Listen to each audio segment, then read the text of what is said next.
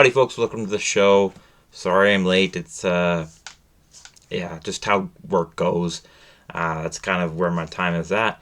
Still going to talk about the game though. Even though it's not great news for me, but I'll still be positive. I'll still be a positive Oilers fan, and I'll still talk about the Panthers as well. This isn't just about the Oilers, even though it's an Oilers focused video and an Oilers focused playlist on what I would. Yeah, an Oilers focused channel. I was going to say I'm not really Oilers focused. I'm league focused, but Oilers specializing. Anyways, I thought it was another good game.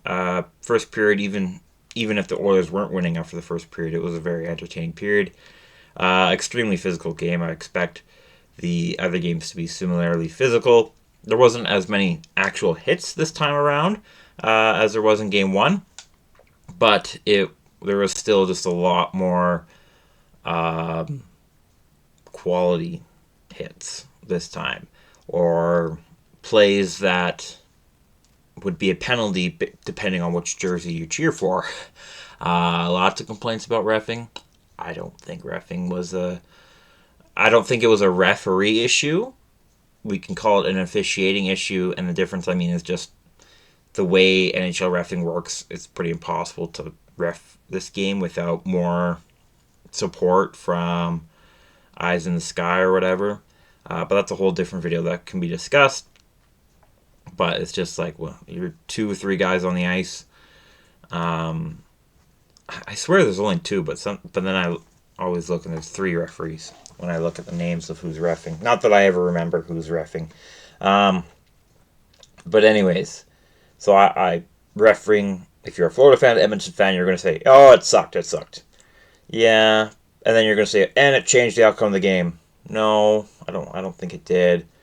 We can complain about inconsistencies, because that is my number one complaint with NHL reffing and reffing as a whole in all of sports. But I understood there wasn't going to be consistency with this game. The way it started, with how physical and dirty it was to start, I knew consistency was not going to be a thing.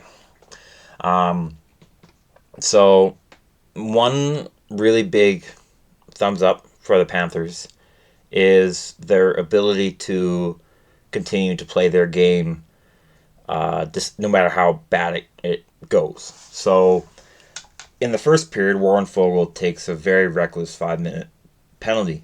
I think it probably could have been 2. Obviously, it was a knee on knee, so absolutely it was going to be 2. I understood why it was elevated to 5. I just personally don't think he intended for the knee on knee, but the fact that it happened meant there was going to be 2 minutes. And I'm not really going to complain that it was 5. It sucked that it was 5, but whatever. So the Oilers penalty kill does great, and they don't have to kill all 5 minutes, because the Panthers do one of their best things that they're good at, is what I mean, is take a penalty, a dumb penalty. I think it was Ekman Larsson who took the dumb penalty, and it's a 4-on-4, and Ekholm scores on the first shot by the Oilers of the game on Sergei Bobrovsky. I do not believe Bobrovsky has allowed a 5-hole all playoffs until this one, and it's not like it was a really impressive 5-hole like on a breakaway. It was It was a good shot by Ekholm on target. Just one Bobrovsky should have had. Absolutely should have had. So that was a huge break. That could have broke the Panthers right there. Say, we just went from outshooting the Oilers 6-0, having a 5-minute power play, to making it 4-4, and now we're down 1-0 because our $10 million goalie, who had carried us in game 1, just allowed probably the softest goal he's allowed all playoffs. Panthers didn't panic. They didn't freak out. They still played a great game. Outshot the Oilers 13-3 in the second period. Go on to win the game 4-1.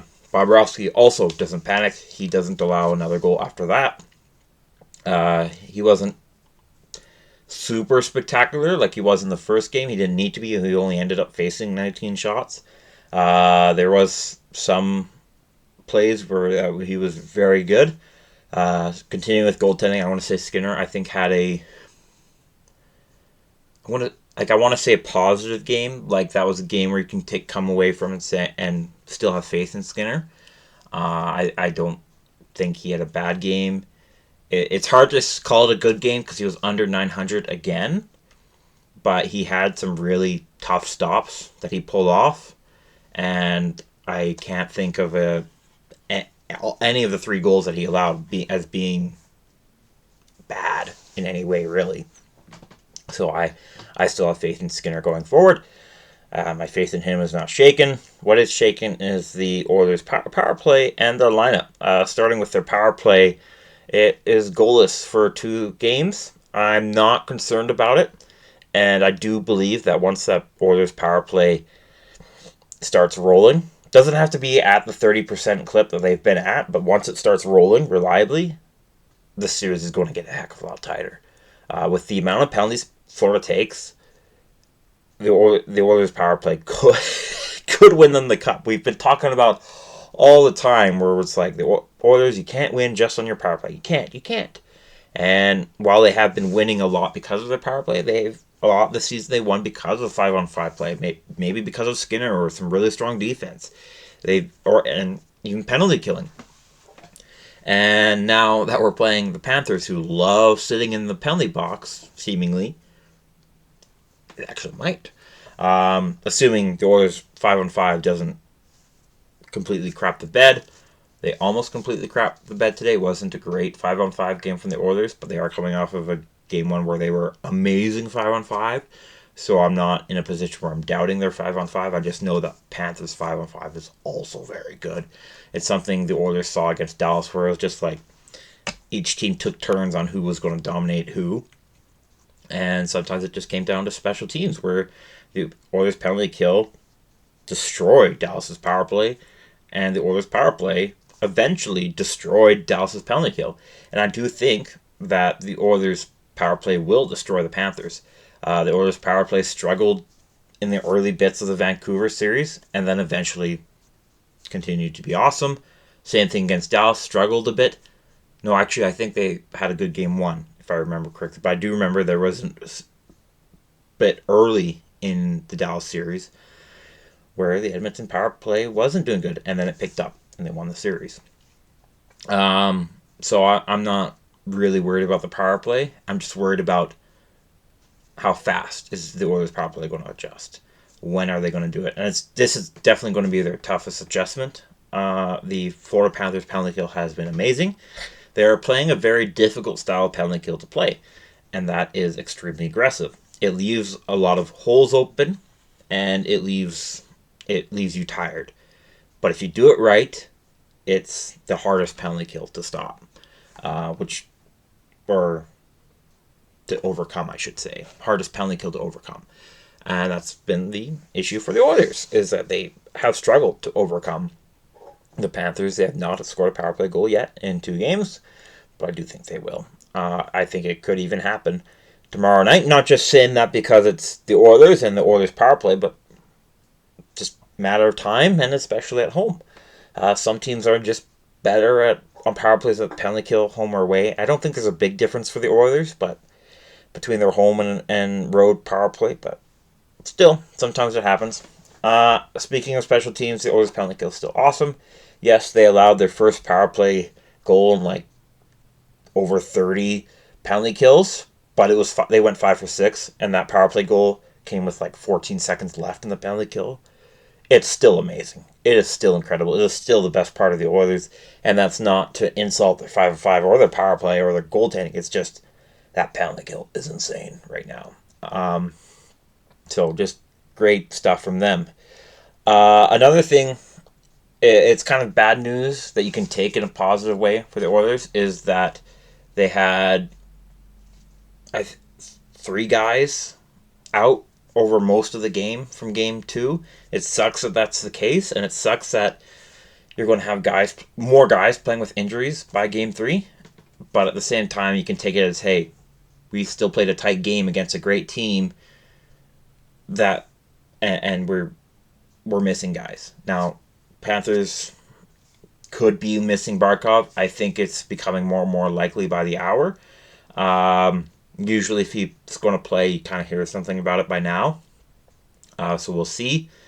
If you want to talk about that hit by Draisaitl, yeah, it was reckless. Guess that depends on how you want to define it as dirty, because it's like, if that was the first time Draisaitl was being dirty in like months, then I would say, oh, he wasn't being dirty. He was just being reckless. But he has an extremely reckless streak when he gets pissed. It's honestly kind of funny at points where he just takes the dumbest slashing penalty out of nowhere because we're losing. It's like, dude. At first it was angering, but at points it's just funny.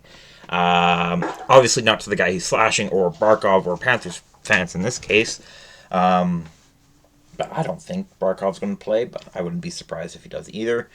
For the guys missing for the Oilers, Evander Kane missed most of the game. He started the game 2, was missed a lot in period 2 due to injuries, and then came back in period 3. Didn't have a great game, though. He actually had a pretty bad game, even with the injuries. So even if he is healthy, there's a chance he might be taken out of the lineup. But I think he'll bounce back, but that's up to his health. Nurse, he got injured early in the first period. A lot of us Oilers fans were excited that we were going to play without CC. And now CC might be drawing back into the lineup if Nurse can't play. I think he will. I believe last I read, he's expected to play, but he's also expected to still be hurt. We'll see. Nurse is an extremely tough player. I think he'll still be very serviceable and good with the injury. I know there's lots of jokes that can happen about Darnell Nurse, but I think it'll be okay. Fogle was the third guy missing because he took a 5-minute penalty and game misconduct early in the first period. We'll see if he draws back in. I think his put it on the line style can help the Oilers a lot in this series, but at the same time, after that, 5 minutes just kind of like, hey, we're on reset. I don't think he's suspended for Game 3. I don't believe he is. I know Carrick got fined, but he's not suspended. So I don't think there was any suspensions that came from that game. If you want to complain about suspensions, that the Oilers should have had the guy get suspended, you might be right. But if you are right, and if the NHL suspension program is consistent, which they're not, then Florida Panthers, there's a couple Panthers who should be suspended too. But whatever. That's why I'm not complaining about roughing, because the game was very rough. There is going to be stuff that's missed. There's going to be stuff that's let's go. There's going to be stuff that gets overcalled. That's just how the game is going right now. Fixes aren't going to come from getting better refs, but rather a better system. That's its own video. So those are my thoughts on Game 2. Moving on to Game 3. I do think the Oilers are going to win Game 3. I'm not sure how much of that is hope and actual, like, an actual prediction, like actual brain work. There is a lot of my brain that does think the Oilers are going to win, but obviously 100% of my heart thinks the Oilers are going to win, so I'm not sure how much of it is my heart saying that, but there are reasons to think the Oilers are going to win. One is I don't think the Oilers are going to get swept. They are a very good team, and over the course of the year, as Connor McDavid said, they've been their best when their backs are to the wall. They came back from being last place in the league. They were down 3-2 against the Vancouver Canucks. They were down 2-1 against the Dallas Stars, and they ended up winning both of those series. So being down in the series isn't new to the Oilers. It is new to the Oilers that they're down 2 games in the series, but not a huge difference. It's 2-0 instead of 3-1. So there is a massive difference between those two. So I do think the Oilers will win Game 3. Should still be a great series. It has been an entertaining series to watch, and I'm excited for Game 3 tomorrow night. I hope to see you there, as in watching my video. Thank you so much. I'd love to hear your thoughts down in the comment section below. While you're there, please like the video virtually, obviously, and subscribe and turn on notifications for more. I will see you later.